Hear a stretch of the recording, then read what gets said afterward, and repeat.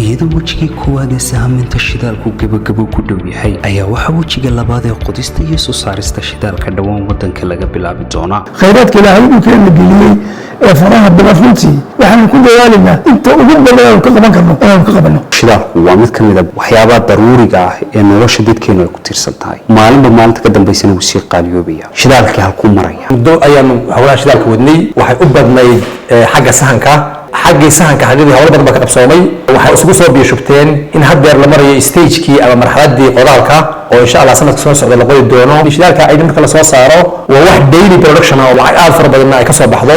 4 sano ka hor ayay ahayd markii qiimaha korontadu u gaaray halkii ugu sareeyay isla markaana ay qaybaha kala duwan ee bulshadu cabasho ka muujiyeen. waqtigaas oo shidaalku ka jabnaa halka uu maanta joogo balse 4 sano ka hor halkii ay joogtay qiimaha korontadu in badan ay ka hooseysaa. haddaba siday ku timi wasaaradda tamarta iyo macdanta waxay tacab badan gelisay sidii bulshadu u heli lahayd koronto qiimo jaban leh. waxaad arkaysaa qiimihii korontadu 4 sano madaxweynuhu joogo ka horteed iyo maanta intay joogaan boqolkiiba waxa u dhaxeeya 50. waxa naga go'an in mustaqbalka dhow inay tamar helaan dadkeenu aad u qiimo hooseysa haddii la yiraahdo. mashaariic waaweyn oo tamar lagaga dhalinayo cadceedda ayaa laga hirgeliyey 9 magaalo waaweyn oo dalka ah. sidoo kale tuulooyin ayaa laga hirgeliyey leedhka ku shaqeeya tamarta cadceedda iyadoo dhanka kalena daraasado iyo cilmi baadhisyo lagu wada noocyo cusub oo tamarta kale ee dalkeenu qaniga ku yahay.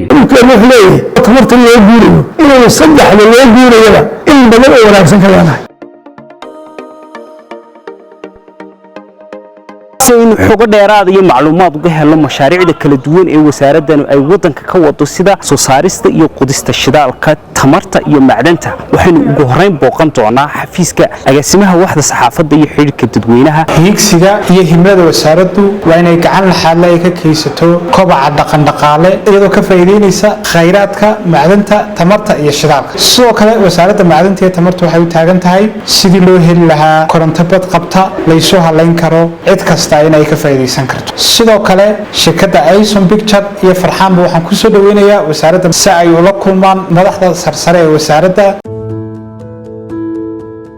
halkan waa wasaaradii tamarta iyo macdanta bal waxaad warbixin guud naga siisaa wasaaraddan qaabka u shaqeyso. wasaaraddu waxay u xilsaarantahay qaranka inay soo saarto inay qaybta macdanta oo shidaalka ku jira soo saarto ilaa waxaan ka rajeynayaa 2023 inta aanu dhammaan in waddankeenu noqdo waddan la ogyahay inuu baafroo leeyahay saliid leeyahay gaas leeyahay oo la soo saarayo. khayraadka ilaahay uu keena geliyey ee faraha badan waxaan ku dadaalaynaa inta ugu badan ka qaban karno inaan ka qabano. dhulkeenu wuxuu leeyahay saddex waxoo tamarta loo guurayo inuu saddexda loo guurayaba in badan oo wanaagsan ka leedahay. waxaan leenahay 12 saacadood maalintii qorrax ku filan.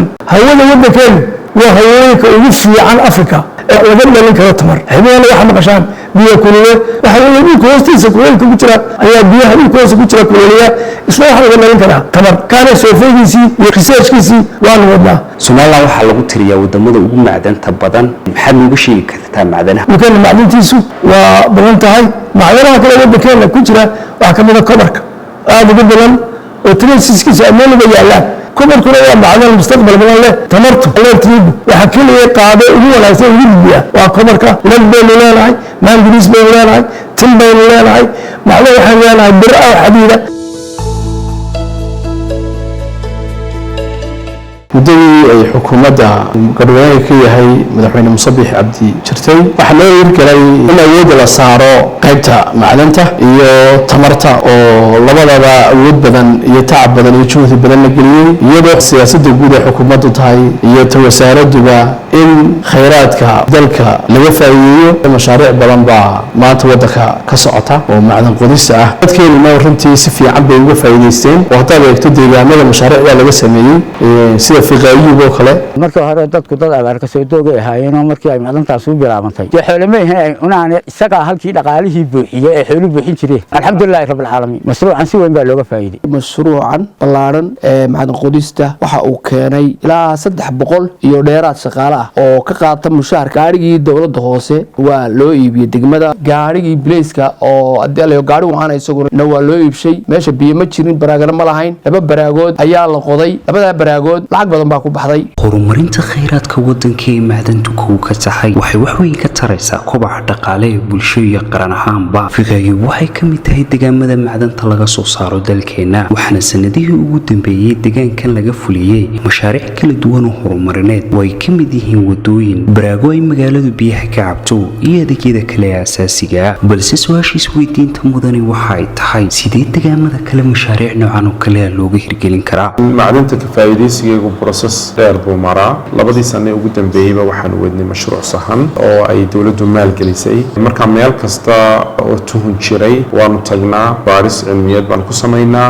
marka baaristaas waanu wadnaa, waxaana hadafkan ka leenahay waxa weeye in la helo xog sugan oo maalgashi lagu samayn karo. waxa dhacda in deegaamada macdanta laga baarayo ay caqabado ka yimaadaan. maxay yihiin caqabadaha ugu waaweyn ee idinka hor yimaada ama aad filaysaan inay idinka hor yimaadaan mustaqbalka dhow markasta oo horumar laga sii sameeyo dhanka macdanta? waxa kooban wali dadkii fiilkan aqoonta u lahaa, inkastoo ay inka jaamacaddu gelis dadaalayso ay weli si joogta u wado inay dad geology bartay soo saarto. waxa kaloo iyaduna caqabada wadankana dee jirtay oo ku ahayd in laga faa'iideysto macdanta caqabad inaan la haynin laboratory ama shaybaadh casri ah. tiina alxamdulilah waxa weeyaan sanadkan haddii alla ka dhigo waxaa qorshaha ku jiro miisaaniyadda qaran ku jira in la keeno laab tayadiisu aada u sarreyso. waxaa kaloo caqabada in dadku si aqoon la-aana wixii ay u gelayaan oo dadkii deegaanka waxaa laga yaabaa shay halis ah inkastoo aan leerka ka mid ah in la taabtaa waa sun, waa la iska ilaaliyaa. waxaa jira shay radioactive oo aan u baahnayn inaad u dhawaataba oo saameyn caafimaad ku keenaya straight in iyagana ay jeebadayaga ku sitaan, taasina waa dhibaato. waxaa kaloo caqabada ugu dambaysa tahay dadkeeni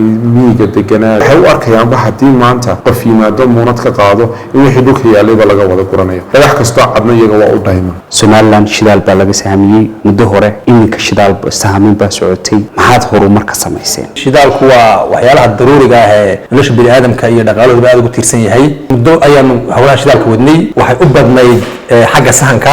xaggii sahanka xaggii hawlo badan baa ka qabsoomay. waxay isugu soo biyashubteen in haddeer la marayo stagekii ama marxaladii qodaalka oo insha allah sanadka soo socda la qodi doono. hawlaha marka ay socdeen sahanku activitiyo badan iyo shaqo abuur badan baa la socday, mashaariic baa la socotay, mataqaana garab socday, aqoon iyo horumar xirfadeed baa dhinac sida oo dadkii localka ahaa ay ka faa'iideysteen. roobka xaqiiqdii aad buu ugu tiirsan yahay xagga shuruucda oo waa sector u baahan shuruuc maadaama dhaqaale badan uu galo. waxaanu ku guuleysanay in aanu bolasigii diyaarino hawlaha shidaalka ama siyaasadda shidaalka. sidaas leeg sharcigii batroolka waa la ansixiyey isagana. haddeerna waxaa baarlamaanka yaalla oo kalfadhiga ugu soo horreysa ku jira sharcigii maamulidda khayraadka shidaalka. haddii aad nagu guulaysto aad shidaalka waddanka ka soo saartaan, shidaalku muxuu kusoo kordhinayaa horumarka iyo dhaqaalaha waddanka? xaqiiqdii shidaalku faa'iido badan buu yeelanayaa. shidaalka aydan marka la soo saaro waa wax daily production ah oo lacag aad fara badanna ay ka soo baxdo. waqtigan xaadirkaynu joogana 100 iyo dheeraad bay fursadii maraysaa aydimayd. marka dhaqaale aad u weyn baa laga filaya insha allah inuu ka soo baxo. haddaynu taa kasii gudubno marxaladda kasii ku xigta u gudubno inagoo aynu safayno waxay imanaysaa in shidaalka laga safeeyo intaas oo product oo kale.